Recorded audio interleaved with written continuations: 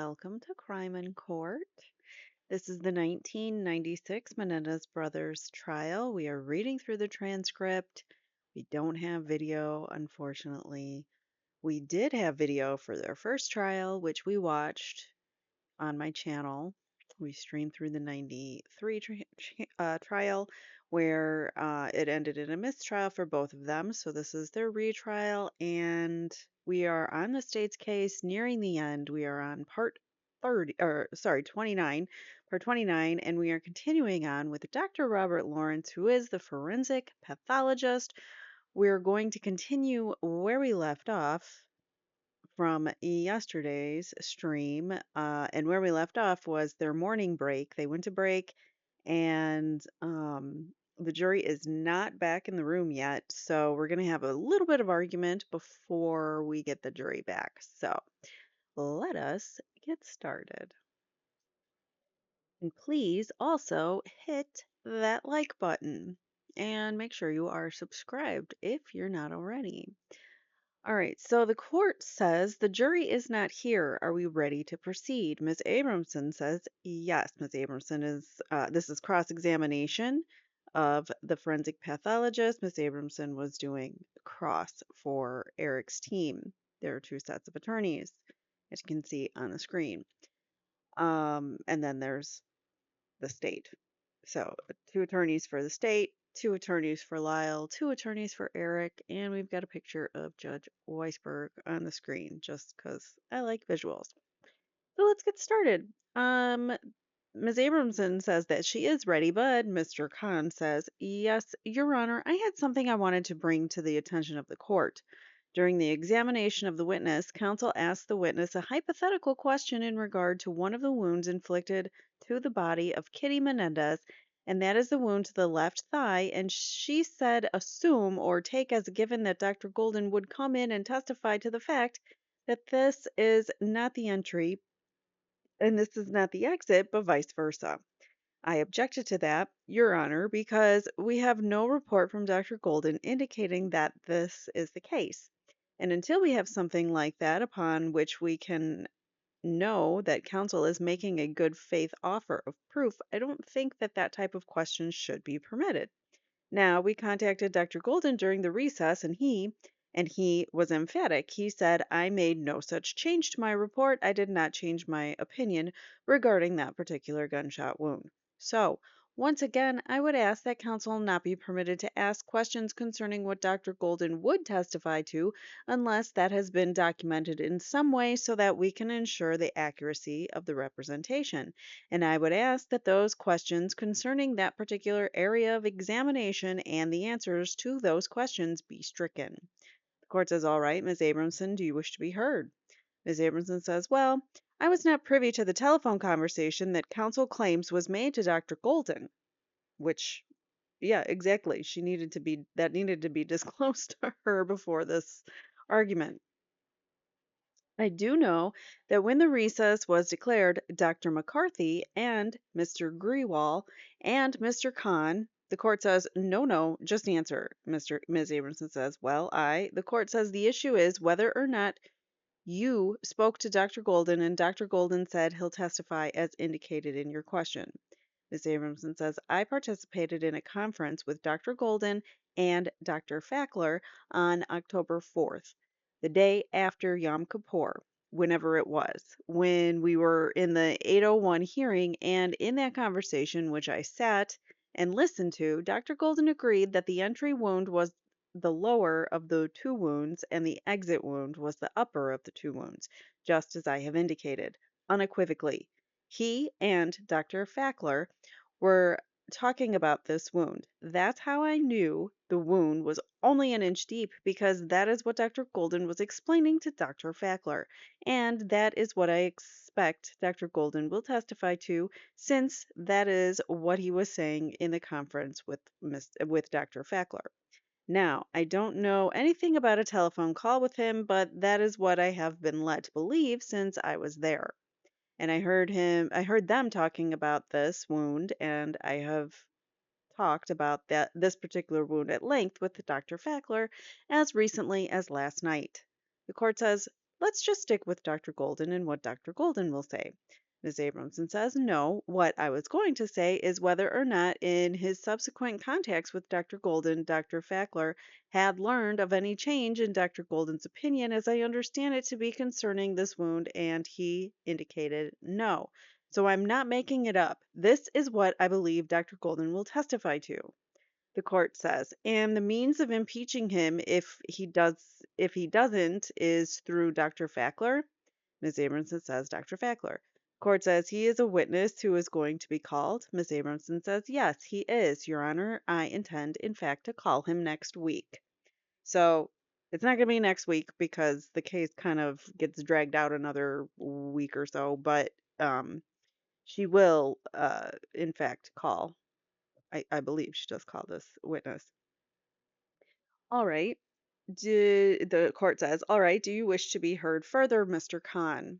Mr. Khan says, once again, I would ask that this witness not be questioned concerning representations made to counsel by Dr. Golden unless that can first be presented to the people in some sort of report. We have no reports concerning this information.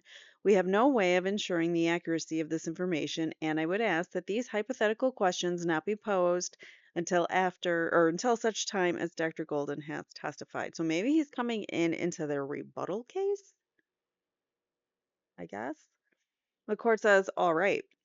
First of all, in regard to the specific request of the prosecution, I will not strike the questions and answers. Obviously, if Dr. Golden comes in and doesn't substantiate the representations of the defense as made in the question, that will certainly be brought out during his examination. But in the future, before any questions of a hypothetical nature are asked of this witness dealing with facts to be assumed, that have not already been testified to by other witnesses or have not been placed in some written report, counsel is to give notice to the prosecution outside the presence of the jury before any such question is asked. Ms. Aronson says, fine, Your Honor. The court says, let's get the jury out, please. The jury has entered the courtroom and the following proceedings are held. Court says, okay, you may continue your cross-examination.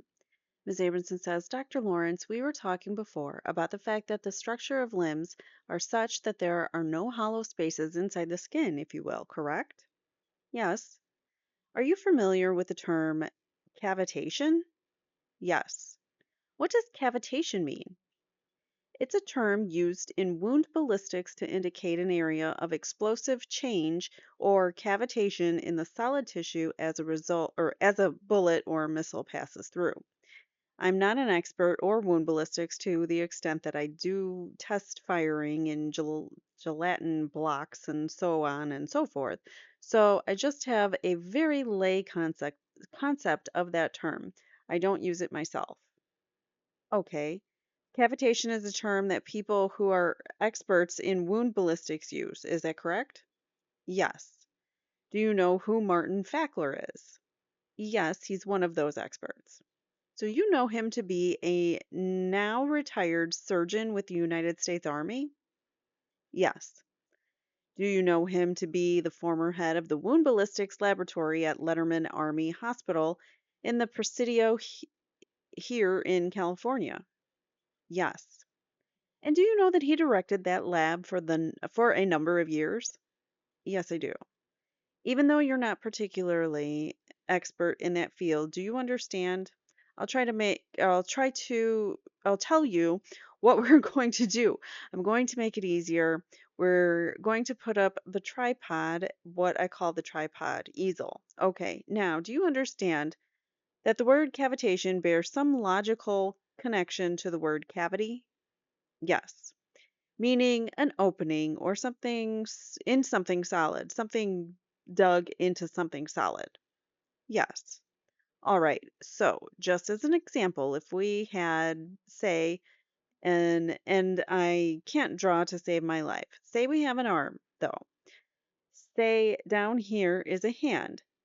So we know we're talking about, let's say we're talking about an upper arm, okay? And we're pretending we can see inside. We have x-ray vision, all right? And a projectile or of some kind, projectile heads into that arm.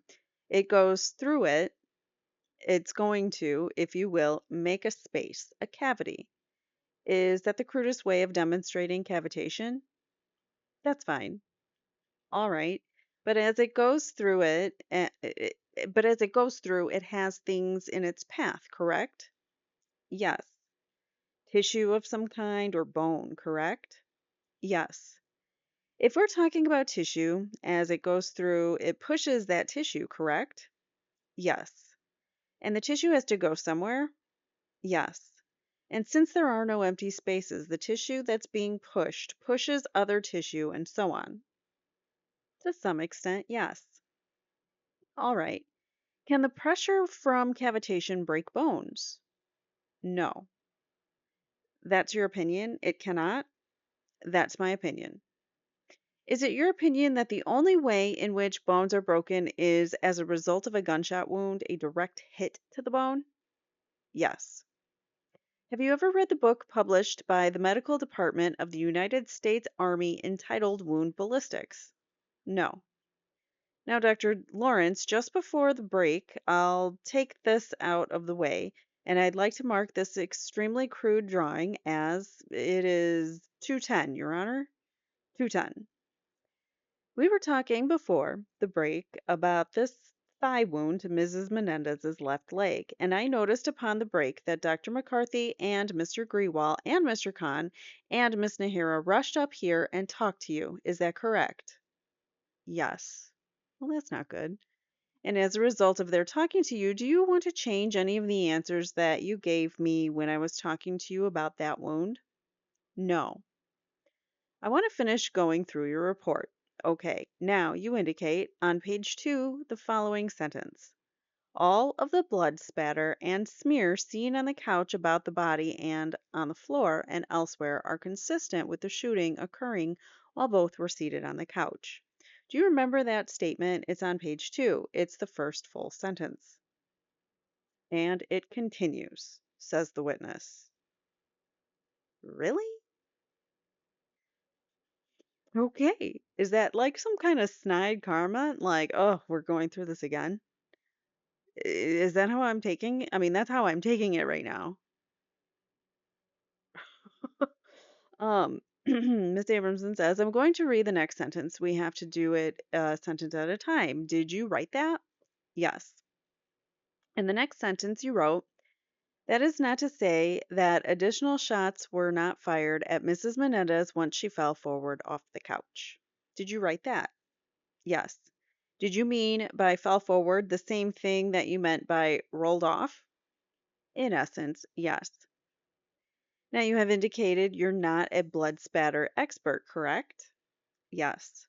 Are you aware, Dr. Lawrence, that not a single piece of biological evidence was removed from this scene apart from the bodies? I have no idea about the depth of the scene investigation.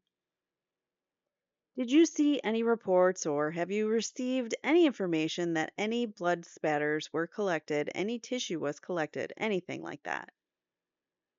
I received no reports of that. While we're speaking of collected things, by the way, given that you've said about what was submitted to you, I take it that you have never had submitted to you the ballistics evidence that was removed from the bodies at the coroner's office. That's correct. Have you even looked at those things since you've been here? No. Do you realize they're right over there? They're in evidence? No.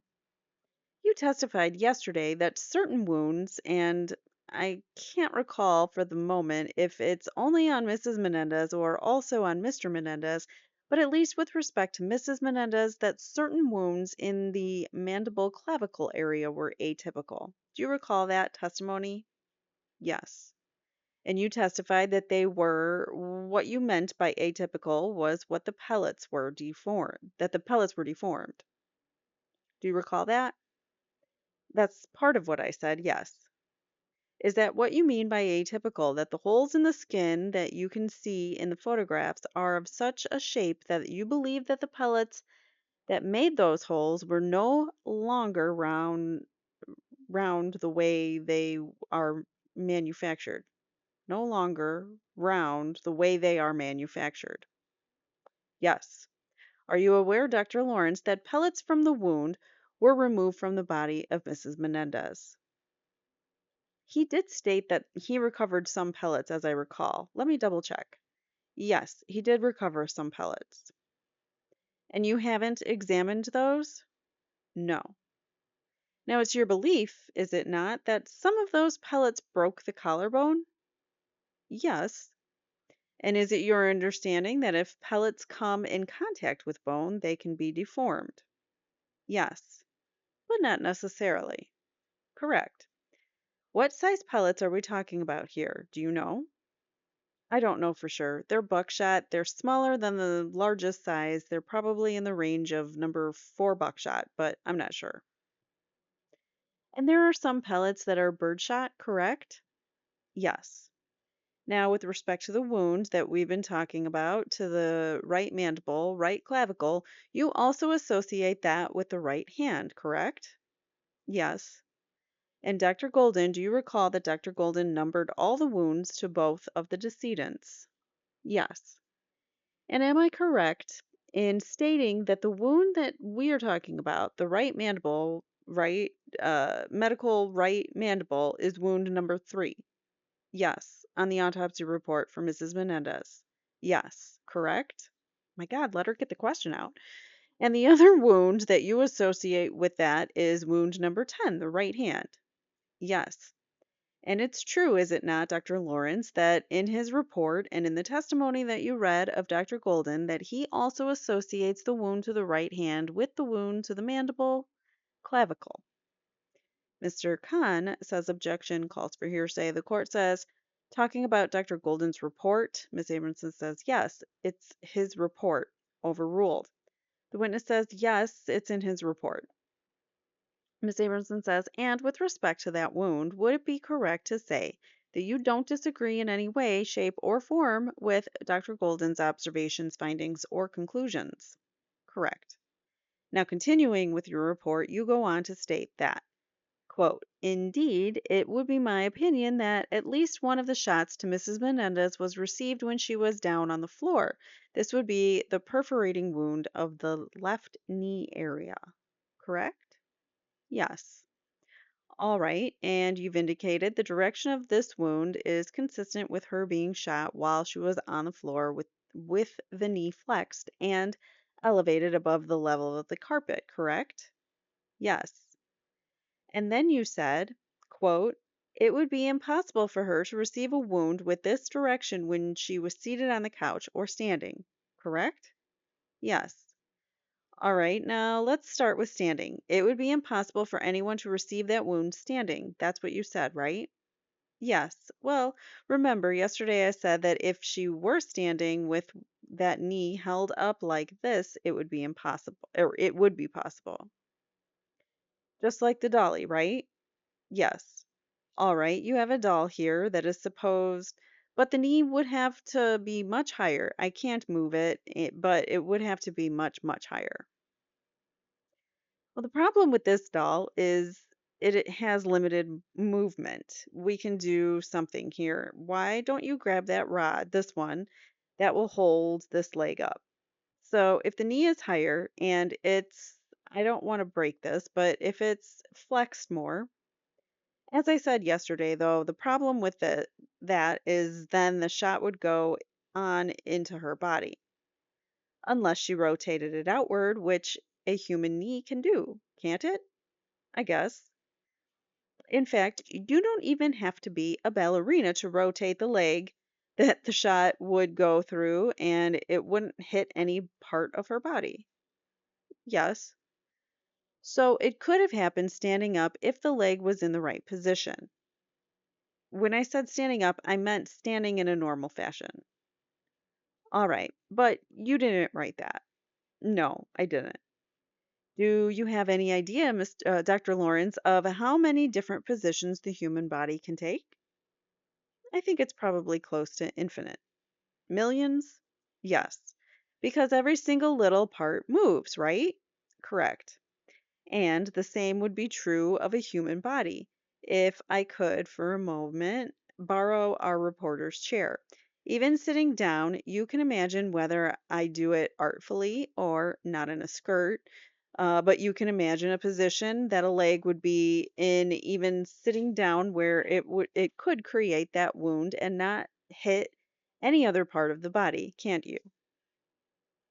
The problem with that is you wouldn't see the pattern on the couch that we talked about earlier. Okay, but you're supposed to be examining the wounds. We're talking about just the wounds.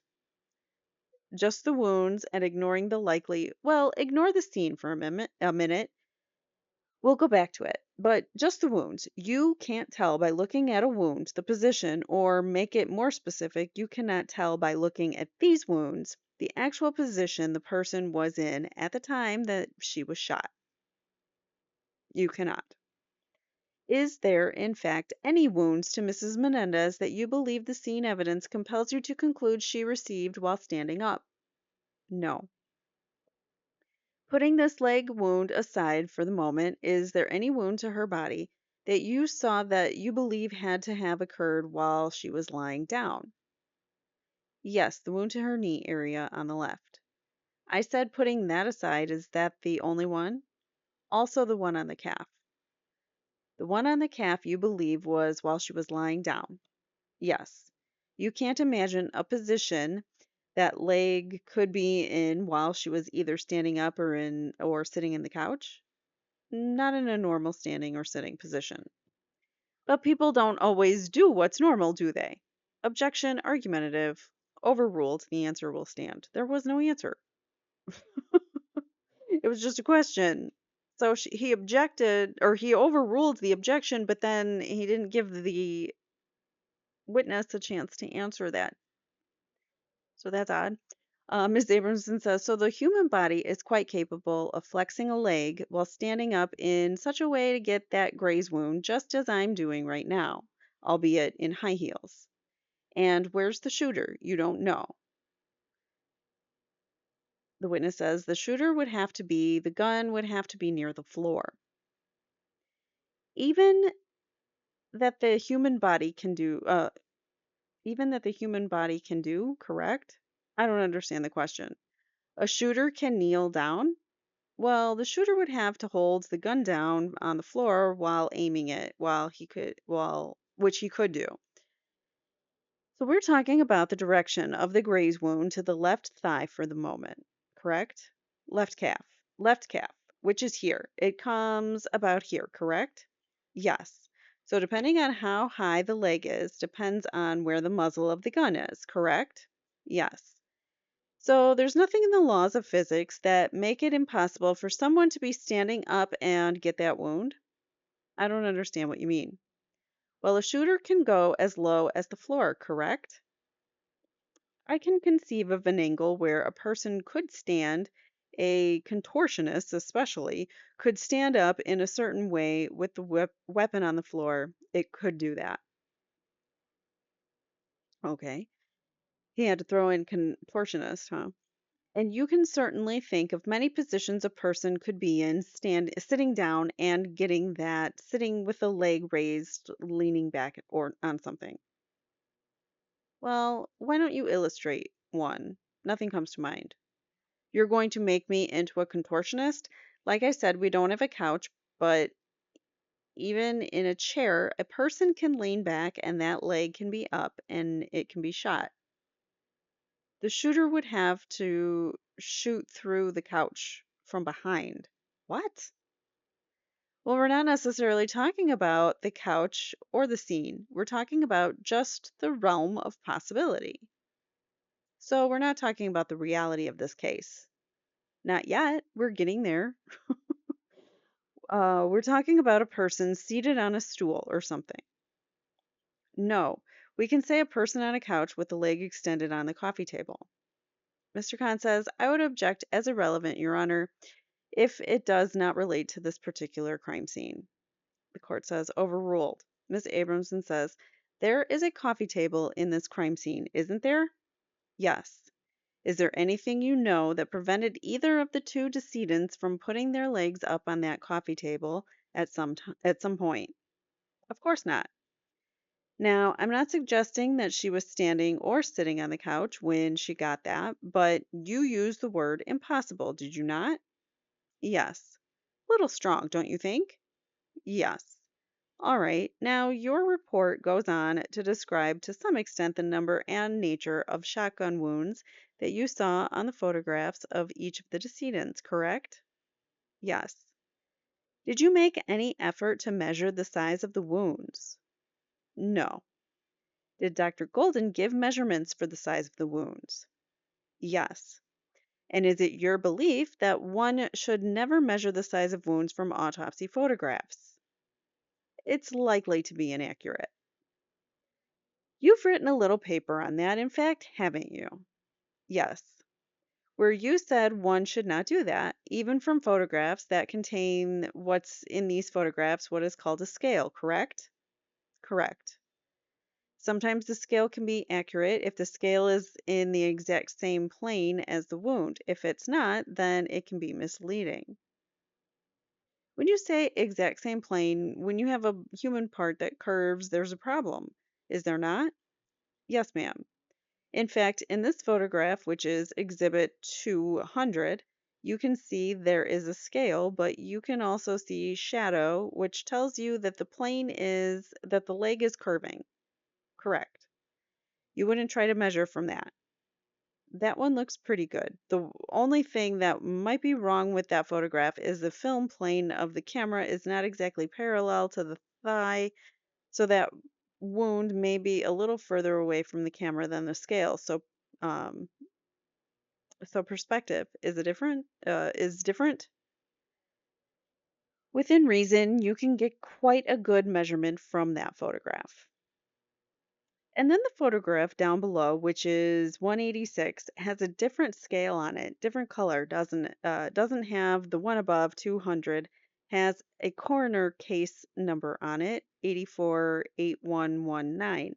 You understand that was a rather 8119. You understood that to be the coroner's case number for Mrs. Menendez. Yes. And the one below doesn't have those kinds of notations, correct? Correct. And in any event, you didn't try to measure the wounds. No. Now, the wound to Mrs. Menendez's left cheek, in your opinion, and in Dr. Golden's opinion, a contact wound, correct? Yes. And in your opinion, it was caused by birdshot, correct? Yes. And if it's a contact wound, that means an entire round of birdshot, correct? And Dr. Golden said the same thing. It was birdshot, correct? Yes. And you were not asked on direct examination whether you had a firm opinion about whether that wound was antemortem, perimortem, or postmortem. Is that correct? Mr. Khan says objection, irrelevant. The court says overruled. The witness says, I don't recall being. The court says, wait a minute, the objection was sustained. Ms. Abramson says, I thought you said overruled. He did. He did say overruled. The court says, I'm going to sustain the objection and correct myself. Okay, jackass. Um, okay. Ms. Amerson says, did you form an opinion as to whether that wound to Mrs. Menendez's left cheek was antemortem, perimortem, or postmortem? Just yes or no. Well, I can't answer that yes or no. You did. Well, you either did or didn't form an opinion. Well, the opinion is I don't know. Okay. You can't tell. Is that what you're saying? Well, not quite. Dr. Golden's description suggests that it's an anti-mortem wound and that he describes hemorrhage all along the path of the wound inside the head, and that caused me to have the opinion that it's antemortem. On the other hand, I was told, I think in talking to you or someone on the phone, that there was a question of not being hemorrhage on the skin around the wound, and therefore that he maybe would change his opinion that it was postmortem. And in his amended report, he changed the opinion and said it could be postmortem, I believe. And you? So it's difficult to tell. You can't challenge that one? Yeah, I can. Well, I don't believe there's good medical evidence to prove either way, and I don't see the reason for his making the change. Well, perhaps he will explain it. But for right now, the wound inside Mrs. Menendez's head, there were multiple wound paths that were crossing each other. Isn't that what his report indicates? Yes. And wouldn't that make it difficult to determine which of the many, many projectiles that penetrated Mrs. Menendez's head was causing that bleeding along the wound path? Yes, it could. And so it appears that from the report, too, there's a great reliance on the actual entry site to be the determinative factor in whether it's ante, parum, or postmortem. His report doesn't say that. That's what's confusing me. But you looked at the photographs of the entry site, didn't you? Yes. There were many of that entry site, many photographs that showed it? Yes. And from the way that the entry site looks, it does not appear from that site to be an antemortem wound, does it? No, you can't make that conclusion. It could well be antemortem. And it could well be postmortem? It could be either one, but antemortem shotgun wounds can look exactly like that one. Well, that's not your opinion, correct? Well, it's my opinion, and I looked in my file and found a case just to ascertain if I was correct. And sure enough, I have a case that looks exactly like that in which it's antemortem. It is the only gunshot wound in the body. And you brought that photograph with you? Yes, you did. Yes. Oh, good. Can I see it? Miss Abramson says, okay, can we mark this, Your Honor? The court says we're at 211. Ms. Abramson says, we don't know who this is, and I don't know if it's necessary that we do. Turn it 90 degrees, he says. But this is a hole, I take it, in a man's chest. Yes. Next to the nipple of a breast. Yes. And it's your opinion that that hole looks just like the hole in Mrs. Menendez's cheek. Very similar, ma'am. All right. And you have a photograph of the hole of Mrs. Menendez's cheek that's as detailed, as clear, and as large as that one to compare to? No. And of course, you didn't see Mrs. Menendez's cheek. No, I looked at her photograph is quite good. It's a properly exposed photograph, and I looked with a magnifying glass, and it looks very similar. The main thing we're talking about, I mean, the detail of the hole is not really important. What we're talking about is the absence of bruising on the skin around the hole.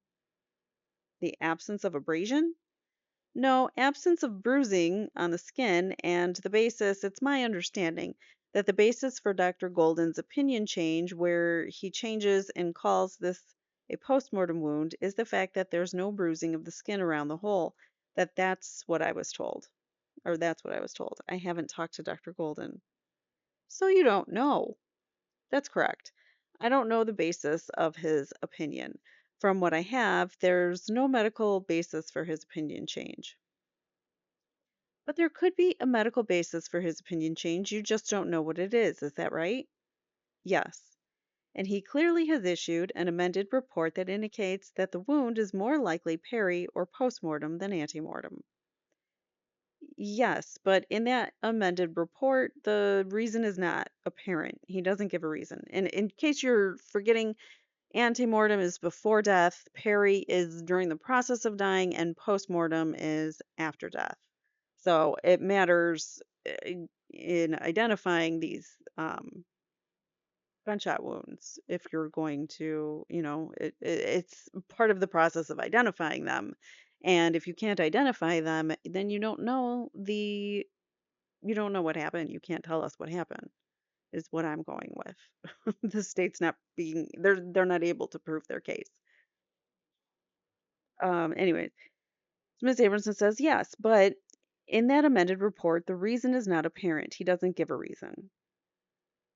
Sorry, that was not Ms. Abramson. That was the witness saying he doesn't give a reason. Dr. Golden doesn't give a reason. Ms. Abramson says, and you didn't call him to ask him, did you? No, I did offer to, but did not.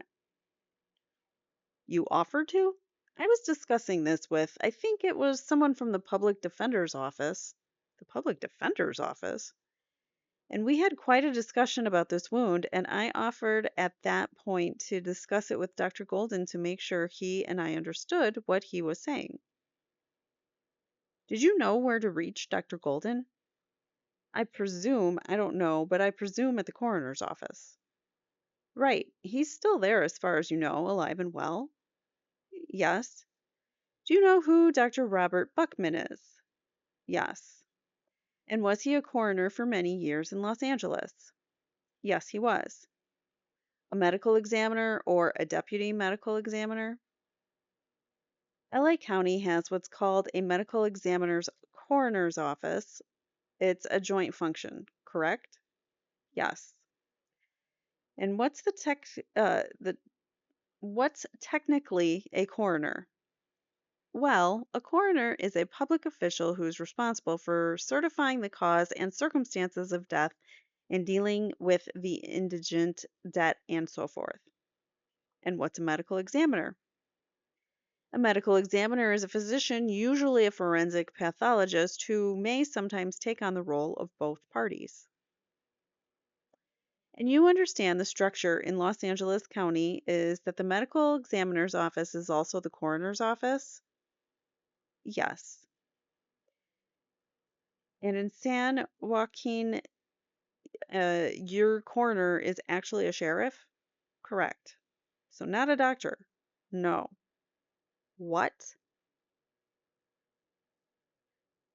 The coroner for their county is a sheriff, not a doctor. I'm floored by this. I meant to highlight that, not underline. But what? Since when are sheriffs considered qualified to give a medical opinion? I don't know, but in this county, which is near Los Angeles, right?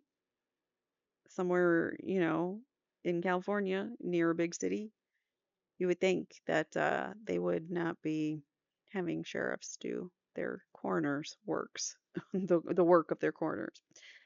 Ms. Abramson says, now, in going through the wounds that you described on Mrs. Menendez, the description you gave, did you duplicate Dr. Golden's numbering system?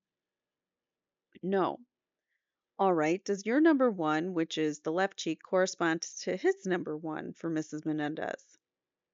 I'd have to go through my report and his report and see if there is a correlation. Have you done that? Yes, but I'll do it. Maybe you can save us some time. I'll do it with you if counsel will let me do that. Take a look at Dr. Golden's report for Mrs. Menendez starting on page 2. The pages are up in the left-hand corner. You see what he calls number 1 is the same and what you call number 1, okay? Yes. So that's a contact wound to the left cheek, right? Yes. Then his number 2 is the wound of the head at right cheek orbit, nose, and portion of the left cheek. Do you see that? And that's what you call a penetrating wound of the right orbital area. Now you're confusing me, says the witness. On page 4 of his autopsy report, I have number 2 shotgun wound of anterior upper arm. No, I don't think so. I'm sorry. We're talking, Mrs. I'm sorry. That was Jose. Right. Just a second. Here is longer. Okay, let's start again. I want to make sure that we're clear. Yes, so far his number 1 and number 2 correspond to mine. To your number 1 and number 2. Yes. And your number 3, which is the wound of the right mandibular and clavicle area, is also his number 3? Correct. Correct. So your number 4, which is the wound, the birdshot wound of the left shoulder and left ear region, is also his number 4, correct? Yes. Your number 5, which is the double wound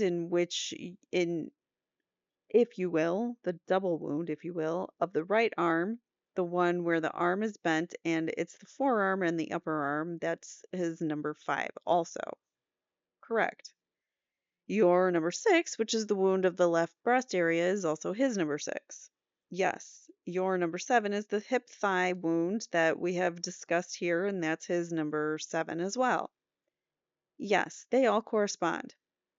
Yeah, your number 8 is the in and out knee wound, and that's his, right? Yes. Your number 9 is the grazing wound to the left calf, and that's his. Correct. And number 10 is the hand. The hand which I associated with the other one in the collarbone area.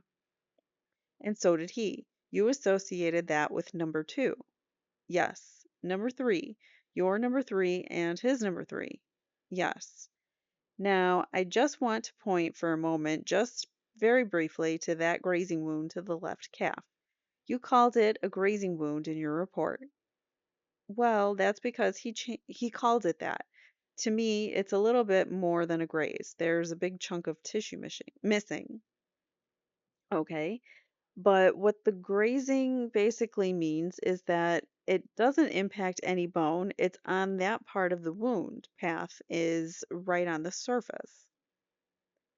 That's what you mean by graze, but that's not what I meant by graze. Do you know what he means by graze? I'm not sure. And I used his term, but as I say, to me, it's a little more than a gouge. It's a gouging wound where a lot of tissue is gone. And I think perhaps he says graze because there is not a discrete entrance and exit, but all one defect. And it doesn't actually go in and out of the leg. It just gouges across the top, right? It goes from front to back, taking out a large chunk of the calf as it goes through.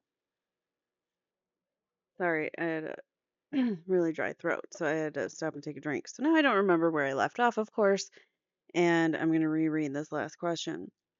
She asks, and it doesn't actually go in and out of the leg, it just gouges across the top right. It goes from front to back, taking out a large chunk of the calf as it goes through. And you've shown that, though, with this probe thing, as if it went through the leg and as if there is a discrete entry and exit when, in fact, there's a trough.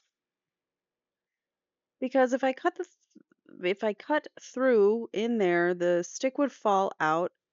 I'm not a craftsman, but you're representing something that is false. So you're an expert and you're representing something that is not accurate to the evidence. So that's a big deal. But whatever. He says he's not a craftsman. I've done the best I can with what I have. Okay, but it's misleading the way it looks there, is it not? It looks like there's an entry and exit and the wound path is below the surface of the skin. Yes, the doll is misleading if you're talking about the actual details of the wounds itself. Well, then what the hell is the point of it? When it's intended to do, what is it? I can't talk. What it's intended to do is show the number of shots, the direction, and the number of hits. It's not, well, ordinarily when you testify, do you use a diagram to show those very things? Sometimes, but it would be very difficult to draw these things on a diagram where it would make any sense. You can't draw this. It would be just too difficult. I want to ask you if you were ever shown a particular diagram. You can ignore the writing on it, but I just want to show you whether you've ever seen that before in that size or larger. Yes, I've seen it in this size. Okay, and did you have any input in the creation of that diagram? No. And who gave it to you or showed it to you? This came in the mail from a company called Decision Quest. Huh? Did you have any contact with anyone at Decision Quest? No. Do you know who Decision Quest is? There was a phone call, I believe, that I talked to a female at Decision Quest. And did you discuss wound location with that female? No. So you got a copy of this diagram, and that is a diagram that purports to show the wounds of Mrs. Menendez, right? Objection, no foundation. Overruled. The witness says yes. And did you indicate that you didn't want to use that diagram or there was something wrong with that diagram? Anything like that? No. Did you, in fact, compare that diagram to, or at least evaluate that diagram based on the autopsy reports and the photographs and determine that it was a fair representation of the wounds? Yes. So, you were prepared to use it, were you not? I didn't intend to use it, but there's certainly no problem using it. It doesn't do what the doll does because it doesn't show the directions. Ms. Abramson says, Your Honor, can I mark this next in order? Court says 212. Ms. Abramson says, just not dwelling on it too long, but just to put it up. Did you ever see the large version of this? No. Were you told that the prosecution was not going to use this? Objection calls for hearsay and irrelevant. Sustained. So that is a kind of diagram. Is that the sort that you've used before when you've testified? No, I don't have access to that technology. Fancy, right? Yes. Do you, when acting in your capacity as the contract coroner for San Joaquin County, use the same kinds of anatomical diagrams that the LA County Coroner's Office uses? No, I usually sketch the body myself. And did you do any sketches here? No. Did someone suggest to you that you use the rod and doll rather than a diagram? No, ma'am, that was my idea. All right. Now, it was your testimony, I believe, on direct examination that the wound of the right forearm and arm occurred when the hand was over the clavicle area. Well, I'm not sure I said it quite like that, or quite that way, but the arm was roughly in that position when both shots were received. Okay, so you can envision a situation where the hand is near the clavicle area where we have those wounds, at the same time as the forearm, upper arm are injured. Yes, it would be bang bang like that. That's a scientific answer. Wow. Some experts, man. I don't understand how some of them are. I don't know how they can ethically stand up there and do it for the money. She says, okay, you see it as two different shots? Two shots. Bang, bang. Just a slight change in aim, and I'd be able to hit both of them.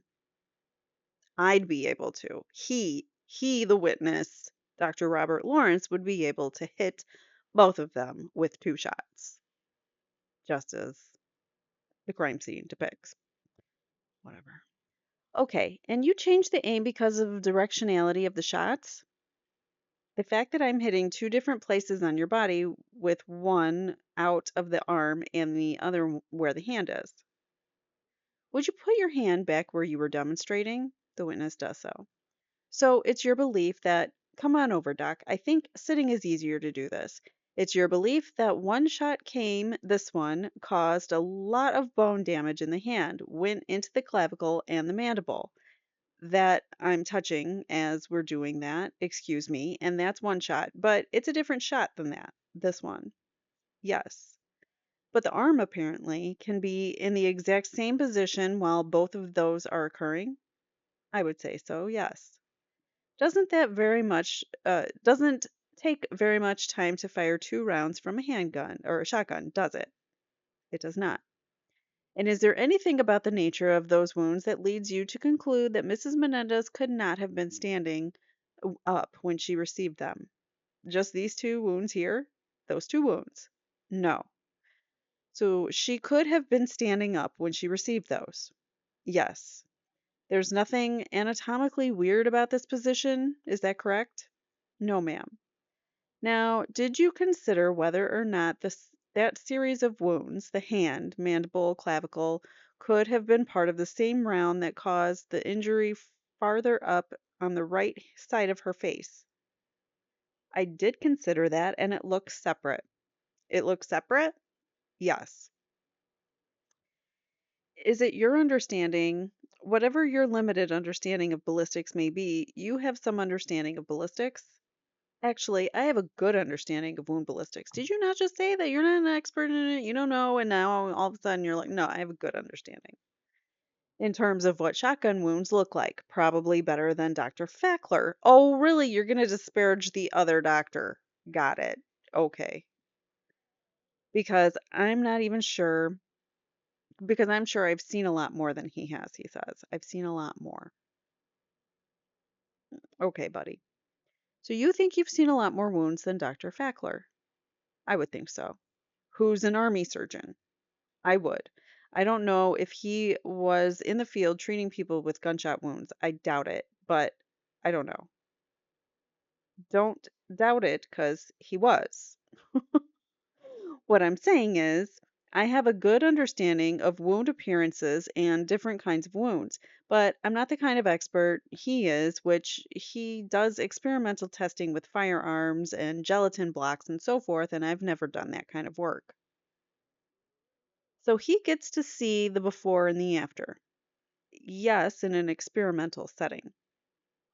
But I wasn't really going to ask you about wound ballistics. I was going to ask you about ballistics, pellets, and shot shells, and things like that. Now you're getting out of my area. I know. That's why we're going to do another crude one here instead of something scientifically sophisticated. Let's do this. And I would ask you if you can bring during the break over lunch to just take a quick look at some of the evidence envelopes that came from the coroner's office so you can satisfy yourself that we are indeed talking about number 4 buckshot here. Okay.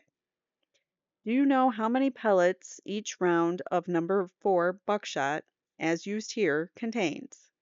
I looked it up. Good. What did you learn? Objection, no foundation based on hearsay.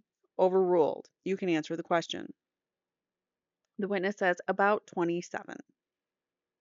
Where did he look it up? We didn't have Google back then. So did he actually use like an encyclopedia or how do you look it up? All right. So by Ms. Abramson, she says, all right, 27. And is it your understanding, based on your attending lectures and seminars or whatever, to have some understanding of these things that when a shotgun fires a round, the pellets come out and over certain distances they spread? Is that your understanding? Yes. Do you understand that they spread in a conical type configuration? In essence, yes. So when I say conical, am I right in thinking it's a cone? Something like this, with the tip going that way, with the weapon. The weapon being here, that they do like this. No, says the witness. So she must be drawing on the easel again. So you don't, oh, so you think they don't do that? The pattern gets larger and larger the further away. So to me, when you use the word conical, I pictured a cone emanating from the muzzle of the weapon with the base of the cone where the target is. This guy is being, he's being insufferable and combative just to be combative and to be like, well, I know more than everybody else in the room type of guy. He's one of those experts. She says, all right. So it's more like this. If the weapon's near me, it looks more like this. Oh, goody, you get to draw it. He says, here's the muzzle, and the cone we're talking about it is that. That's the cone. All right. And along the path of this cone, let's do this. The pellets fill that path, says the witness. Right. So at any particular spots in the distance, all of them are still here, and here they're spreading out more, and here they're spreading out more, right? Until you get to the widest part where it's no longer a pattern, correct? Right. So 27 pellets at each position, wider spread the further away they get. Right. So we were talking for a moment about whether or not 2 and 3, which is actually it's 2 and 10 is one round and or 2 is one round, 3 and 10 is another, correct? What? Yes. All right.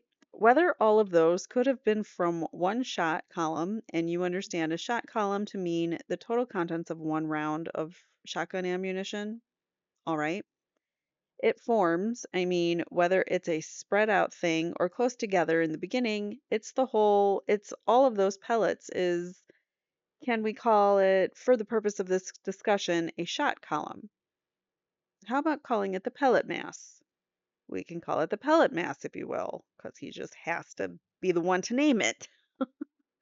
So the conical spread that you have drawn here, if the pellets, some of the 27 pellets hit something, can that interfere with the projected geometric conical spread? Yes. Are you aware of something called the Billard effect? Yes, I mentioned that yesterday. Okay, and is the Billard effect where some pellets are going slower than others because they've hit something and they hit other pellets behind them, and that sort of skews the ordinary progression of the column?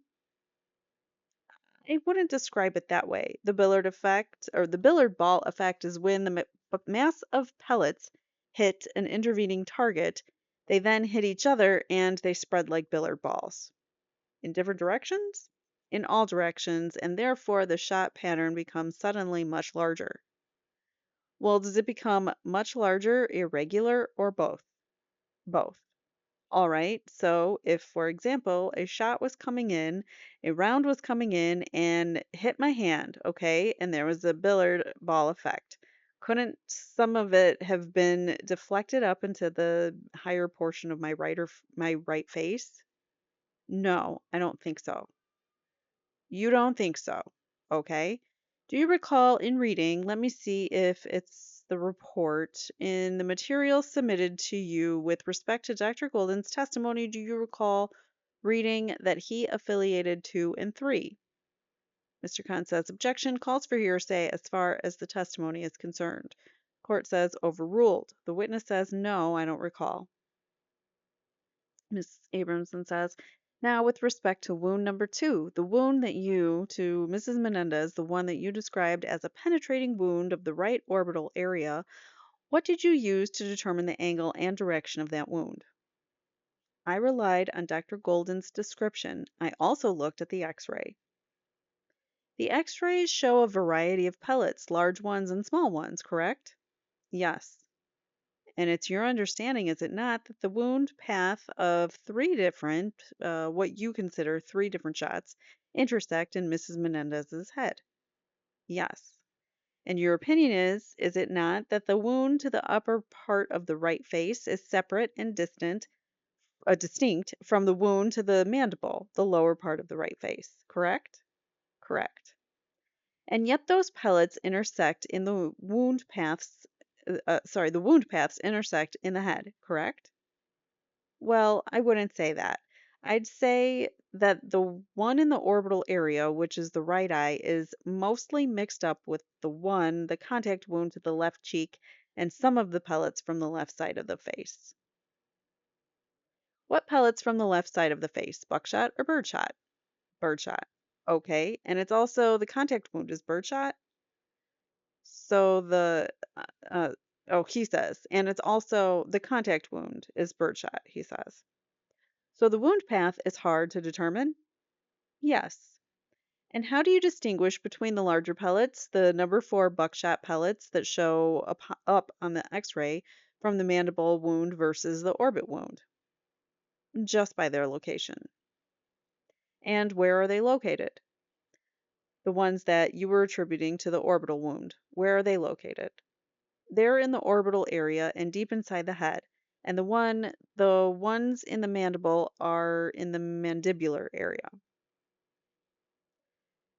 When you say deep inside the head, you mean in the brain, right? Yes.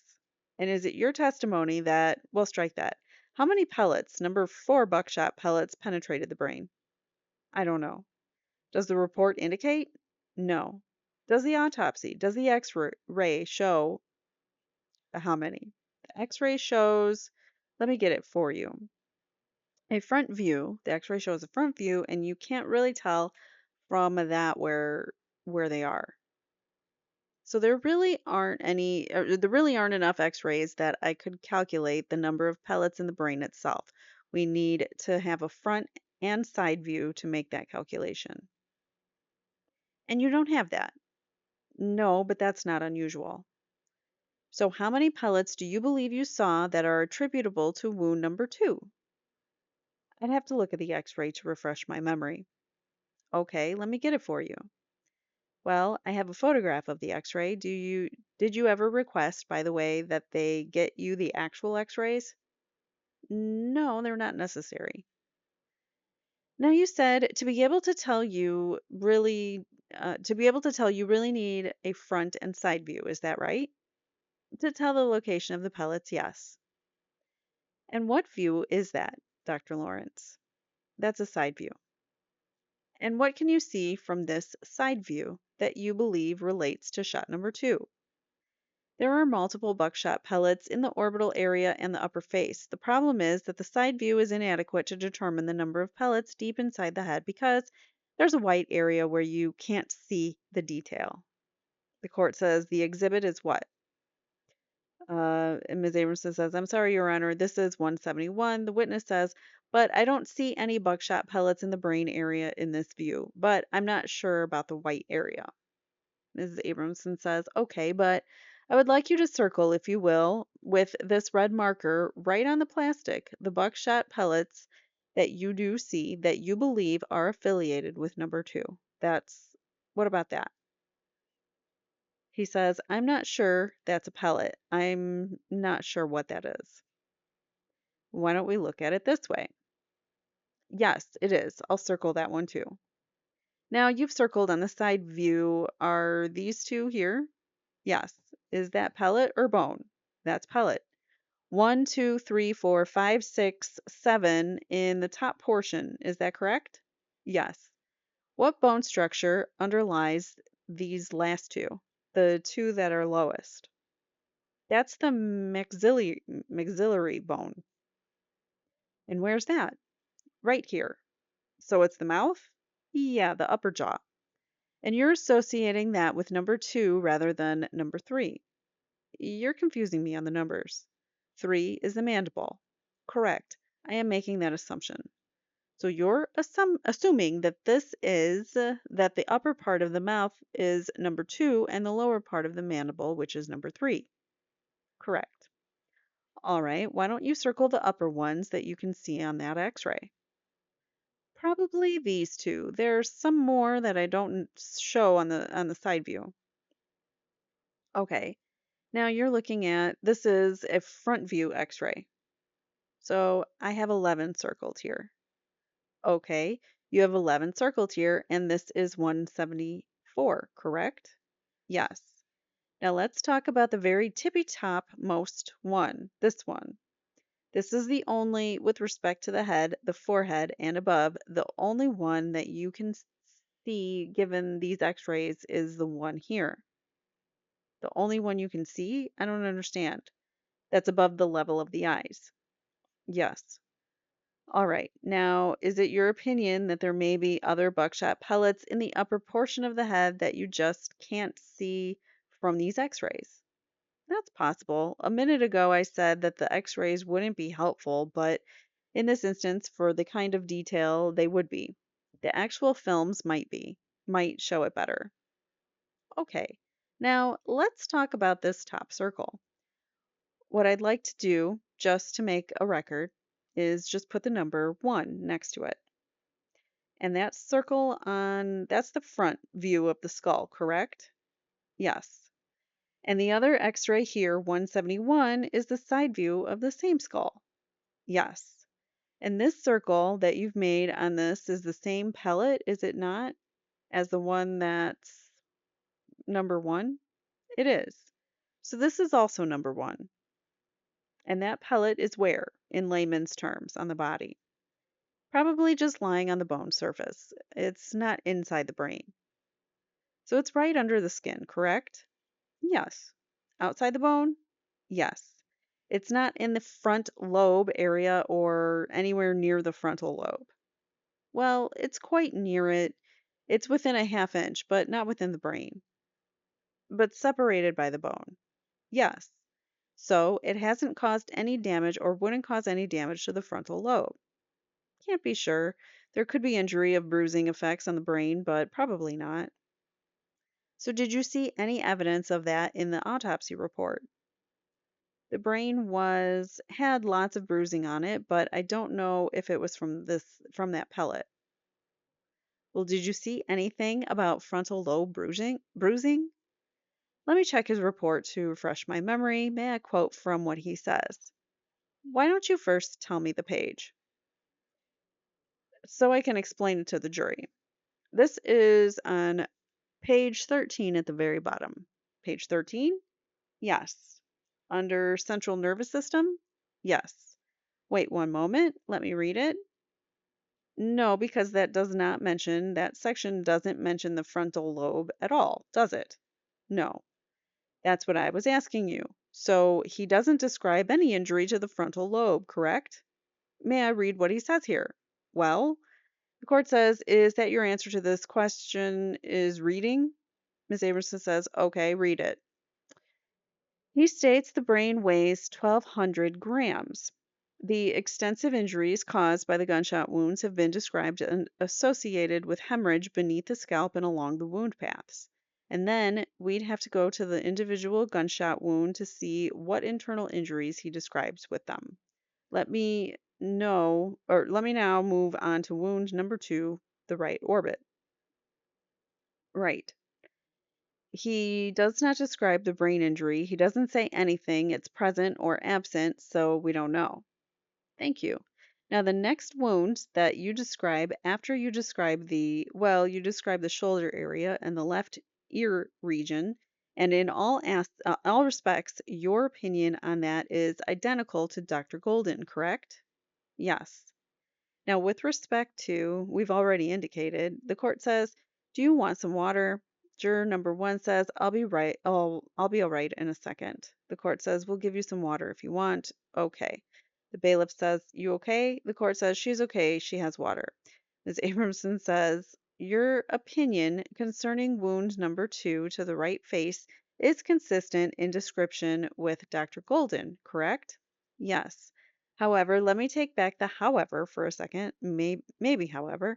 Yes. However, Dr. Golden describes that wound, which he saw with his own eyes and dissected as the trajectory, which means the path, the direction is front to back without any angulation or deviation determinable, correct? Yes.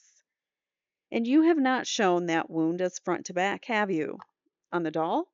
Mm-hmm. I show it angling a little bit towards the left. So you've put in some angulation that's, what might be helpful. One second. Terry, do you have little post-it notes? Ms. Towery says big ones. Ms. Abramson says, after you're gone, we may never remember what we're talking about here. Let me do some labels. The court says, they're not going to stay unless you have some permanency. Ms. Abramson says, I'll do it, Your Honor. But this is what we're calling number 2, correct?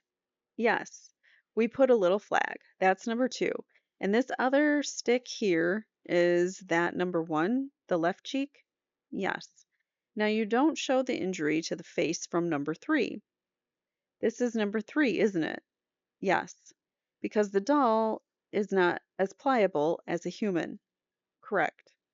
Now, let's get back to number 2 now that we can sort of distinguish them. This is number 2, and you're showing where is the nose on the doll. Can you draw a nose or something like that? The witness complies. Oh, you drew a mouth too. Good. So you're showing a slight angulation going slightly right to left, he says. Here, show me. The witness demonstrates. That's a little more than you're showing on the dolly.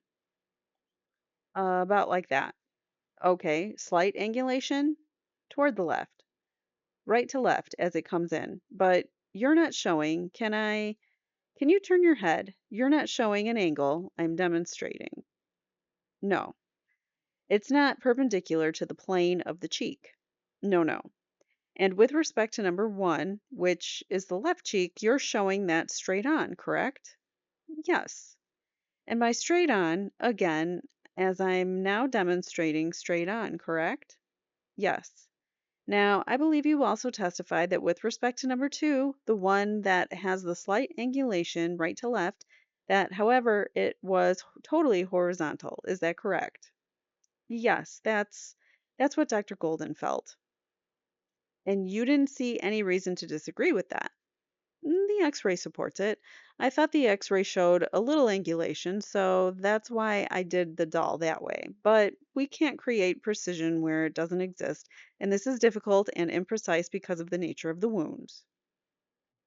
Again, it's very complicated, and there are no real clear signs here for something as precise as the perfect angle. That's correct. But with respect to horizontally, means it's not upward, it's not downward, it's straight on. Yes, ma'am. Is there any, all right, is there anything in the nature of the wound, number 2, that indicates the position the person was in at the time they received that wound? No. So that could be in any position. Yes. Sort of. If the person was lying on the ground, couldn't have been face down with the assailant standing on their back. Right. And if they were lying face up, the assailant would have to be hanging from the ceiling or standing over them. Right. The gun directly straight down. It doesn't look quite that close. Which one are you talking about? The contact wound? No, the right side, the number 2. That would be further away. That would have to be far away. Not far away. Further away because there's a spread, right? Yes. And if the person were lying down on their back and the gun would have to be far away enough to give the spread above, correct? Yes. And so, or if they were lying on their back with their head turned to the side, the shooter, could be standing over there somewhere, the right head for the right one. And if the person were on the floor with their head turned to the right, looking at the shooter, which is what they probably would be doing, and when the wait, let's back up. They probably would be looking at the shooter. Now you're speculating again, Dr. Lawrence. The court says, "Is that a question?" Ms. Abramson says, "Are you speculating again, Dr. Lawrence?" I said, "Probably." So why don't we not speculate? Let's talk about angle. If the person were on the floor looking towards the shooter when the shot was fired, the shooter could be standing at some distance with the gun aimed down toward the floor. But it comes in directly horizontal. Yes, if the person were lying on the floor with their head turned over to the side, they could have been shot that way. Okay, but there's no angle where it goes. The way you have it coming in, the muzzle of the gun, because it comes in, as you said, horizontal, has to be as low of the head, as low as the head. Depending on the position of the head, the gun can be on the ceiling or anywhere down to the floor level. Okay, but if the gun is held in such a way that it's not parallel to the face, then this horizontal directionality is going to be off, isn't it? The muzzle of the gun has to be somewhere along the path of that wire that you see. Okay, can't be tilted up or down. It has to be. You have to picture that wire going right down the muzzle of the weapon, and the shotgun is sitting on the end of that wire somewhere at some distance. Okay. So with respect to that wound number 2, your only dispute with Dr. Golden is that you've set it off at a slight angle and he would not. Yes. And I wouldn't call that a dispute. That's just my assessment on looking at the x-rays, and I could. You could be wrong. I could be wrong. He might have had a better idea when he looked at the inside of the body. Okay. With respect to yours and his, number 3, there is no dispute, correct? Correct. With respect to number 4, the shoulder, the left ear, there is no dispute, correct? Correct. With respect to number 5, there is no difference at all, correct? Correct. Now, with respect to number 6 is the wound to the left breast, correct? Yes. This is 169, which is the photograph of the x-ray of the left side of the chest of Mrs. Menendez. Yes. This is 172. What is that? That's the left arm and Mrs. Menendez, and it shows 2 pellets. Now, you didn't specifically describe it in your description of the wound injuries to Mrs. Menendez's left arm. Is that correct? No. And Dr. Golden didn't either. No. But there were definitely pellet injuries to her left arm. Yes. And you can see them both on x-ray. You can see some pellets and you can see some of them on the skin on her left arm, correct? Yes. And let me talk to you about these pellets for one moment. Let me get this further out of the way. The pellets show up as these round white circles, right? Yes. This appears to be a number 4 buckshot pellet, right? Yes. Where is that pellet in the arm? In the forearm area just above the wrist. And what is it sitting on? Can you tell or you can't tell? We have only one view, so I'm not sure. So it's in there somewhere at any depth. You can't tell depth from a one-sided x-ray, correct? Correct. And what about this one up here? That's a pellet also, isn't it? That's near the crook of the arm. Near the inside of the elbow? Yes. Is the inside of the elbow referred to as the antecubital fossa elbow? That's the front of the elbow. That's where you get your blood drawn, where the veins are. This is the inside near that area. Okay. Again, without a second view, it can't be precise. Very hard. That's also under the skin. That's inside somewhere? Yes. That's a second buckshot pellet. Yes, I'd have to see. There should be, if there's a wound associated with it, then it is under the skin. I frankly can't remember what that area shows. It could also be on the skin surface. On the surface? Yeah. Embedded? It could be stuck there. Stuck somewhere? Yes. Otherwise, it would roll off, and obviously the body's been moved. These aren't taken at the scene, these are taken at the coroner's office. I realize that. Now, I guess what I'm trying to say is it could have fallen off one of the other wounds and stuck there at the autopsy table. You have to look at the photograph and make sure there's a wound there. Okie dokie. That would be my response too. Like, alrighty then. Maybe if the photograph lines up properly, but it doesn't. That shows the holes in the forearm. Yes. All right. There's some others. The court says, what exhibit is that? Ms. Abramson says, I'm sorry, Your Honor. The one I'm putting up now is 187. 187 is a photograph that shows the left breast and the left forearm, correct? We don't see the wound that corresponds to the left pellet unless there's something right there. Well, there's a little bit of blood there. There's another picture of the arm that I'll fish out for you after. These are, as shown, probably consistent with the same wound causing the forearm and the breast area. Okay. But we don't see the wound for that pellet unless it's right there. All right. So you're affiliating the wounds to the forearm with the wounds to the left side of the breast, correct? Yes. Dr. Golden did also, correct? I don't recall. Did he say that in his report? Oh, you don't know?